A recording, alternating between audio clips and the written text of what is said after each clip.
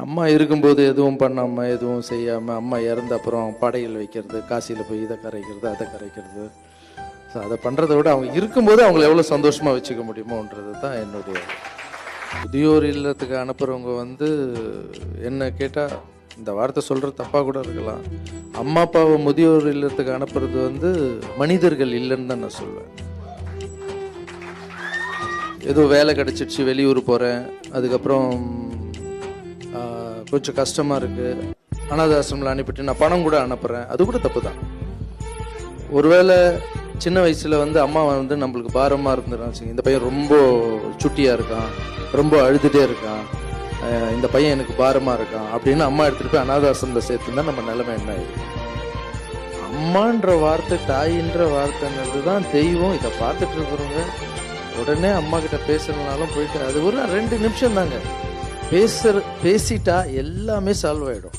கட்டி பிடிச்சிட்டா அன்பு தினமும் வந்துடும். அந்த போய் கட்டி பிடிச்சி பேசி அந்த கன்னத்தில் முத்த கொடுத்து கால் நீங்கள் வந்து பெருசாக அம்மா அப்பாவுக்கு எதுவும் பண்ணுவேன்னா அவங்க இப்போ சொல்லுவாங்க வெளியே, நீ இதை பண்ண மாட்டே அதை பண்ண மாட்டேன்னு. ஆனால் நீ போய் ஒரு சின்ன பெட்டியை தூக்குனா கூட போதும்பா வேண்டாப்பா தூக்க அதை பண்ணா சொல்லுவாங்க. நீ ஒன்றுமே பண்ண தேவையில்லை. அவங்க காலில் வந்து தினமும் ஆசீர்வாதம் வாங்கிப்பாரு. நீ வேற எந்த கோயிலுக்கும் போக தேவையில்லை. நீ வந்து அம்பானி ஆகணும்னாலும் அம்மா காலில் வந்தாதான் நீ ஆக முடியும், இல்லைன்னு ஆக முடியும்.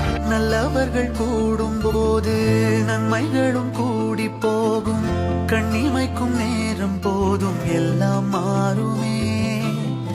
புன்னகையின் வாசமின்றி என்று வரை பூமி மேலே நிம்மதியில் வாழ்ந்ததாக இல்லை யாருமே.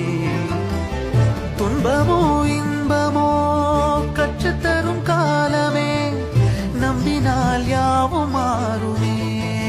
நம்பு மனமே, உன்னையும் என்னையும் ஒன்றிணைக்கும் வாழ்விலே அன்புதான் பாலமாகுமே. அரிசி போடுறாங்களா இருப்பாங்க. அப்படியா? நியூஸே பார்க்கறது இல்லைப்பா.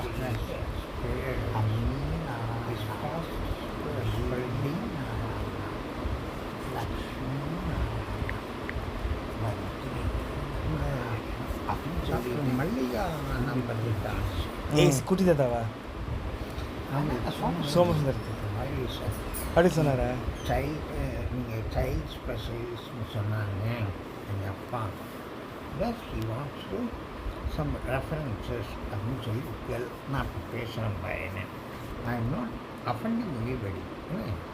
அங்கே திடீர்னு எனக்கு நான் ஏதோ ஃபோன் கேட்டேன்னு வெளியே அவங்க வந்து நான் பார்க்காம இருக்கீங்க சொல்கிறது அப்படி இப்படின்னாங்க.